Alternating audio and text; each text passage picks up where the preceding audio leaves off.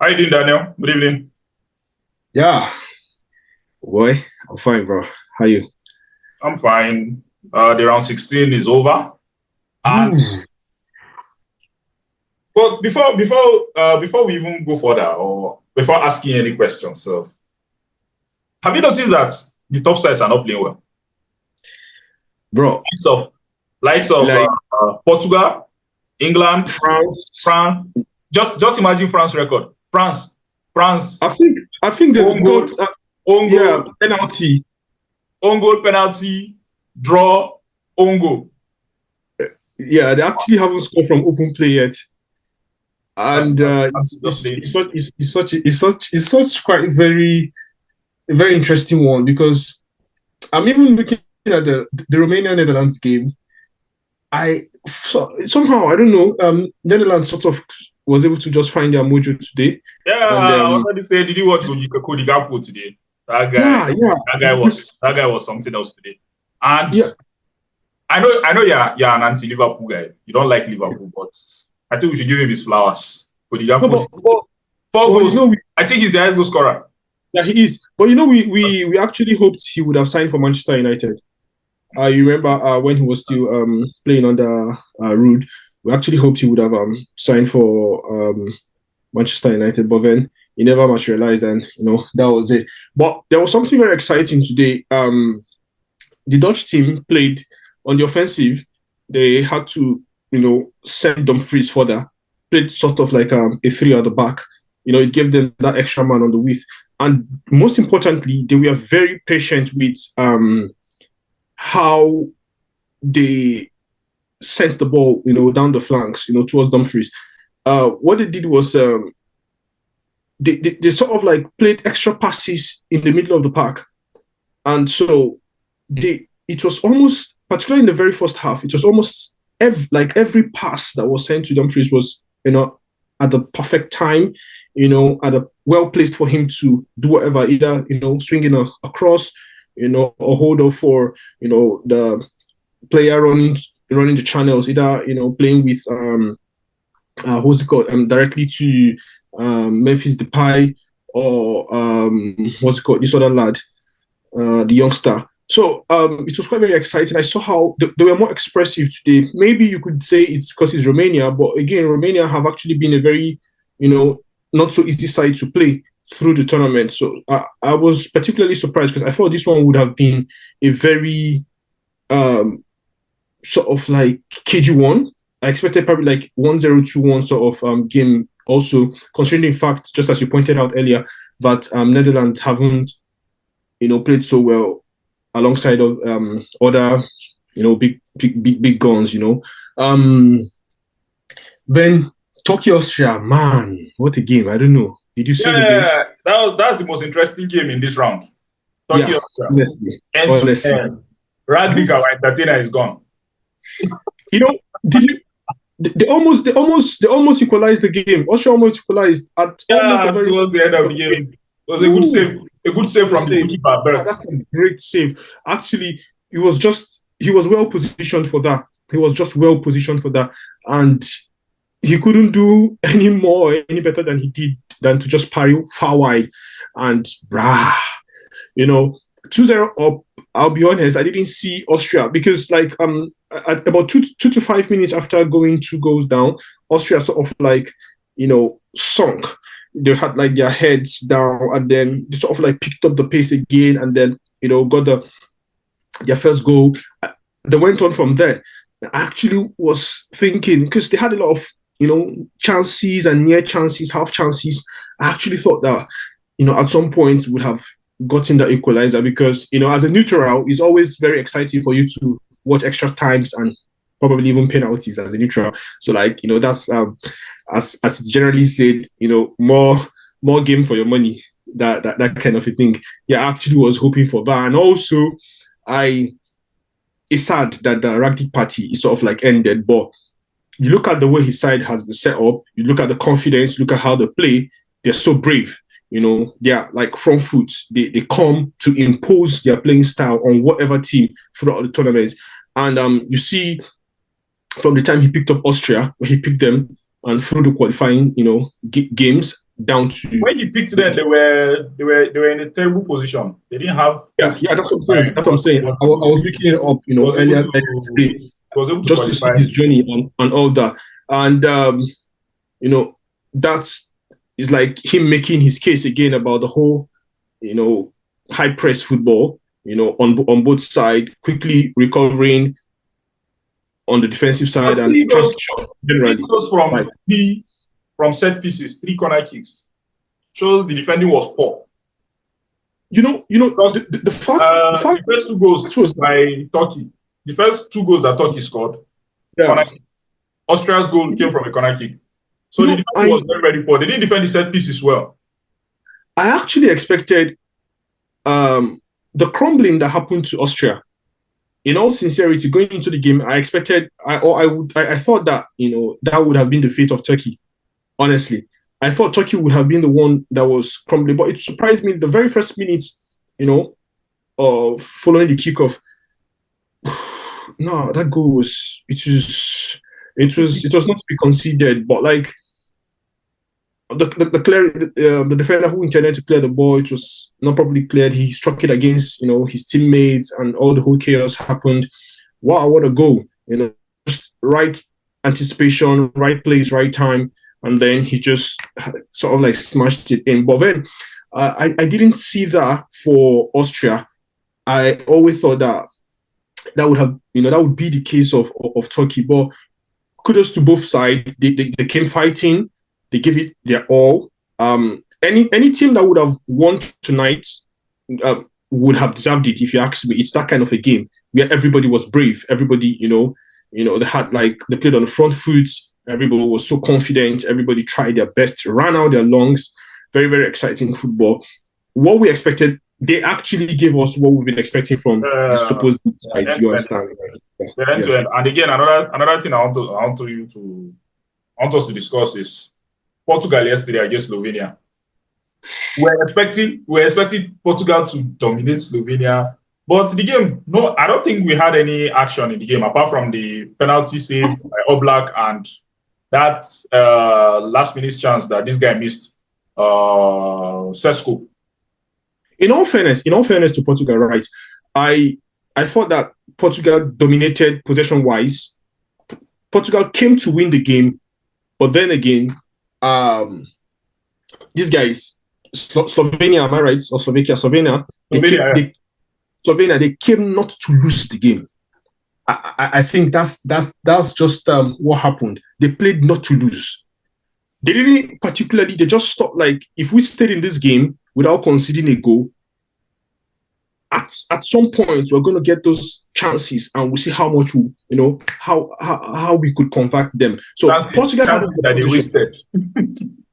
Obviously, right. So Portugal had the possession almost, all of the time. Played some exciting football, transited effectively well. I love the transition from defensive to offensive, particularly Rafael Leao. He did an excellent work, particularly in the first 45. I was pretty impressed with him.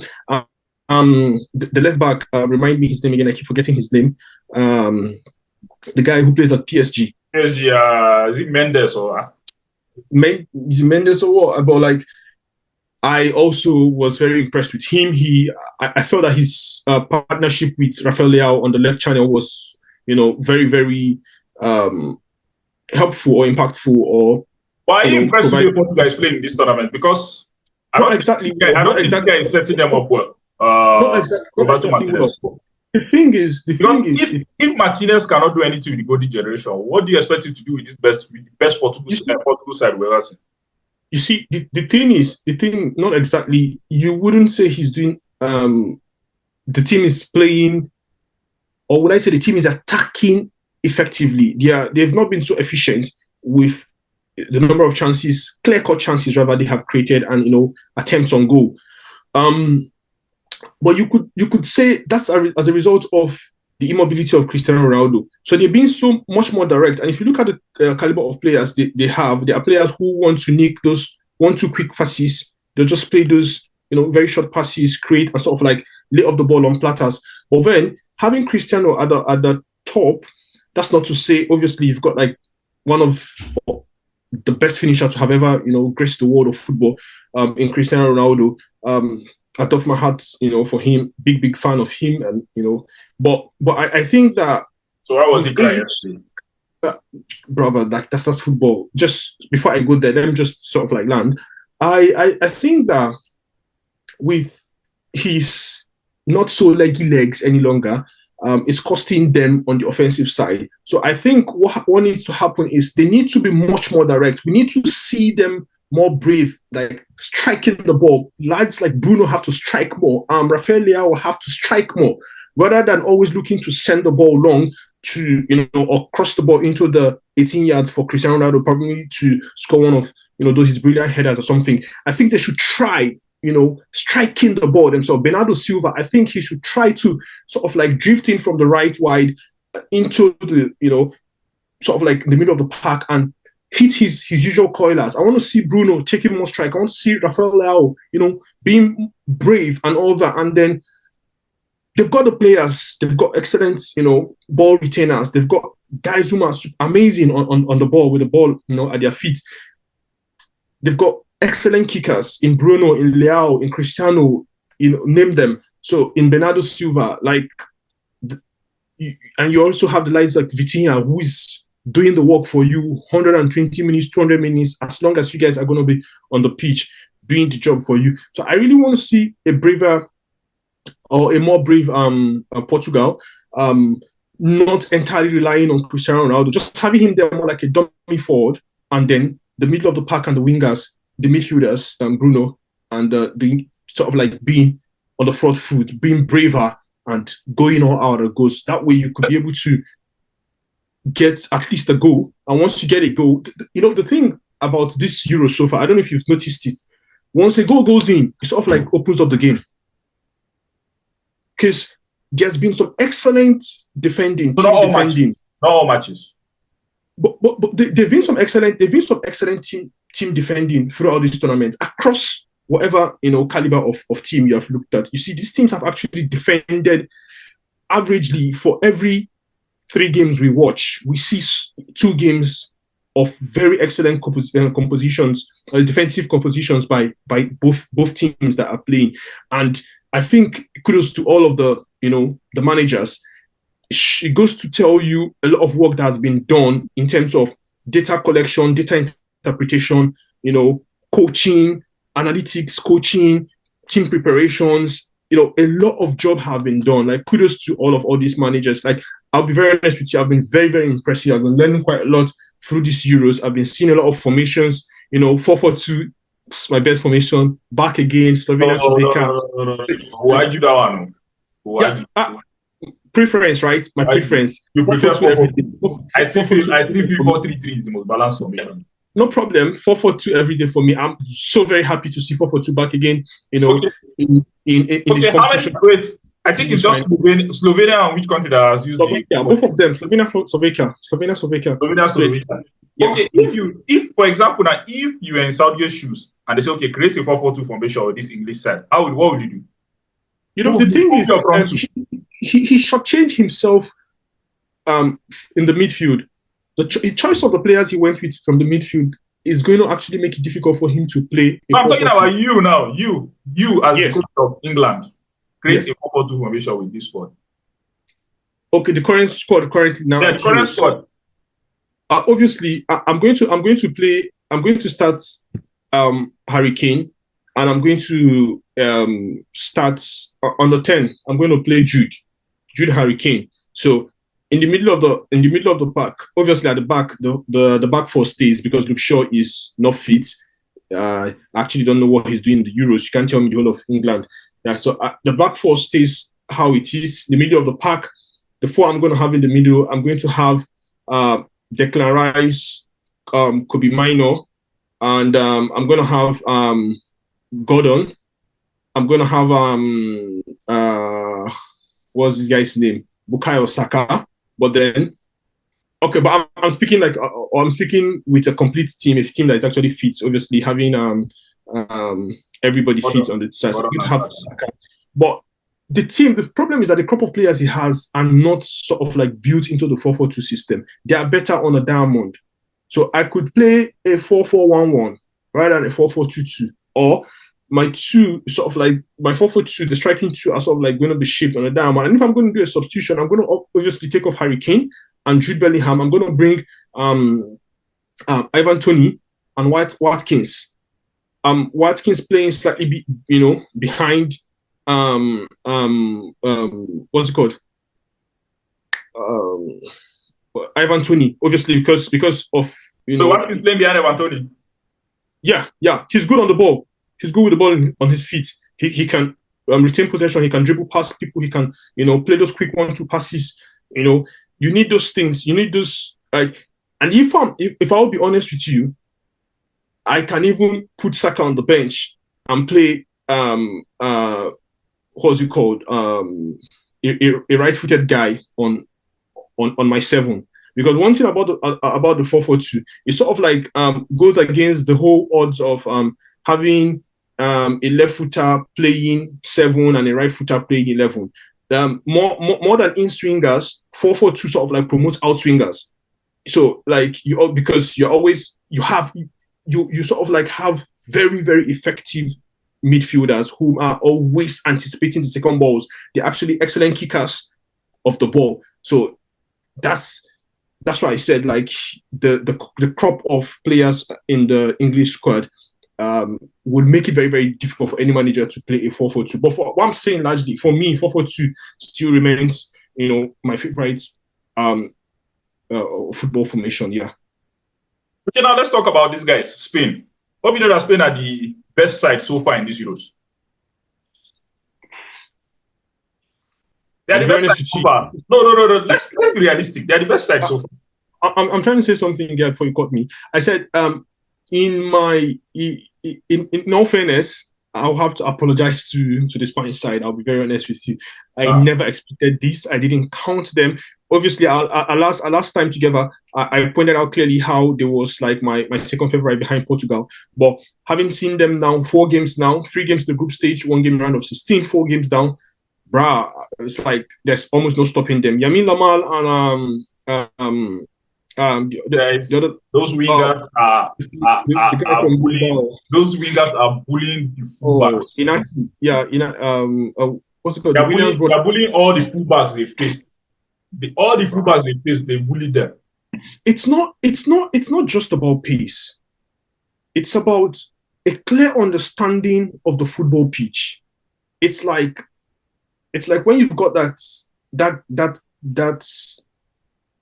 gift, who knows what a perfect pitch is in music, whom quickly recognizes any musical key that plays. This young players sort of like knows the length of the pitch. At all times, they know when to run, they know when to dribble, they know when to hold off the ball, they know when to just play back and relax. They know when to play with the midfielders. They know when to look for the link up plays. They know when to go direct. They know when to swing it in. They know when to attempt the hits. Bruh, it's like it's all perfect.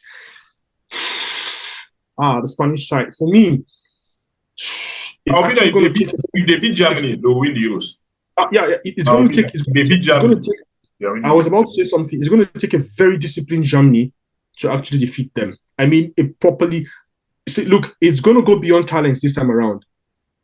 They have to be disciplined on the defensive side. Everybody's going to pull up their socks, tighten their waist belt and go all out, because the Spanish side are out to knock off anybody. And the beautiful thing about this Spanish side is that we are seeing a Spanish side again who are no longer satisfied. At 3-0, they're looking for the 4th goal. Yeah. At 4-0, they're looking for the 5th. And 5th, they're looking for the 6th. They just want to kill you off. Yeah. They don't want to give you any chance. They want you to hate the game. They actually don't want to give you any hope at survival, at even attempting a comeback. Sort of like, I'll be very honest. For me, I think they're the tournament favorite. No, they are the best side so far. They are the best side. They're the tournament favorite. So it's actually going to take. It's going to take a very disciplined Germany side. Plus, two boring sides are meeting in the quarterfinal too. Portugal. What sides are there? Portugal and France. Portugal and France. Two boring sides. What's your take? Portugal and France. What's your take? I feel this match. I feel the match is going to end up in the penalties. Are you sure? Yeah. I'm thinking Maybe extra score time. draw. It's either a 0-0 draw or a score draw 1-1. Extra time, penalties. France win on penalties. I'm thinking probably a late second half, first half of the extra time win for France. Because I'm looking at the pace in the French attack as against the weak legs in Pepe in the Portuguese defensive line. Yeah. And I'm also looking at the Vitinha, obviously. I'm looking at, can he withstand Kante? Yeah, that's what I'm looking at. I'm trying to kind of like match the middle of the pack, because for me, Conte and Vitinha are actually going to be the difference. How much balls are going to be won? How much second balls are going to be won? How much ball retention is there going to be from both sides? How much discipline on the ball in terms of ball management, controlling, dictating the pace of the game, controlling the game largely on both sides. So I'm going to have to stay on the side that it's going to actually require a very robust performance by both Kante and Vitinha on the night, because once any of them sort of like have a slight edge above the other person and is able to dictate the game, I think that could be the difference. But then again, I could pick France easily because of the weak legs in the. There's a lack of pace, particularly in Pepe, particularly obviously because of his age and all that. So there's actually a lack of pace. Running out of time. Yeah. So apart from Spain, which other team has impressed you the most? Before we go, which other team has impressed you? Oh, obviously, as the winning sides, the sides that won, not Austria. Austria are on their way home. Sides that are in the quarterfinal. Turkey actually did it for me. On my draw sheet, I actually picked Austria, over Turkey. Yes. So Turkey has done it for me. But I think apart from Turkey defeating Austria, every other thing I had picked was went actually the way I picked them. So the shocker for me, obviously, is Turkey defeating Austria, and wow, that's football. The price package so far is this guy, Cody Gakpo. Like where he's playing now, man. The last time we spoke, I said Musiala was my best player so far. Yeah. But the way Cody Gakpo is playing now, I sure I will not switch. Musiala is my best. Still my best player.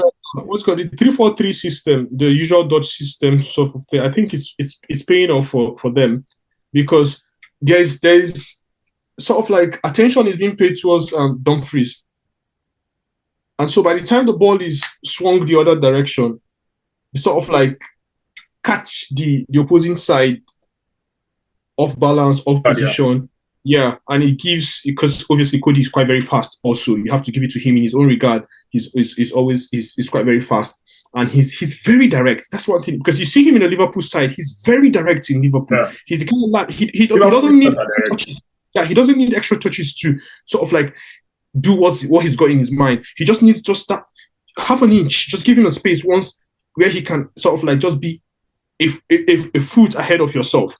You're gone. That's just all he needs. He's quite very direct. I think currently, just maybe behind remind me again, what's the name? The French lad. Mbappe. Yeah, Kylian Mbappe. Kylian Mbappe is quite very direct. He just needs an inch of a space, and he's striking the ball. And so those are kind of, obviously I like to call them attackers who hates a very strong goal, but I like to say attackers who detest defenders. So this kind of very attackers and that's what we're looking, that the likes of Rashford, don't talk about Manchester. Leave Manchester United. Yeah. Watkins for England, I would, if I coach England, I would actually surprise. And the quarterfinal will be starting on Friday. So let's see how it goes. Yeah. Are you rooting for England? Are you rooting for England? Why would I root for England? That's my country. Root for us, support us. You can root for them. I can't root for England. England will break your heart. They will disappoint you. They're the most boring side. Regardless, it's coming. Trust me, it's coming home. Okay. In Gary, believe, man. All right. All right now. Have a lovely night. Yeah, have a good evening, Ahmed. Yeah, bye.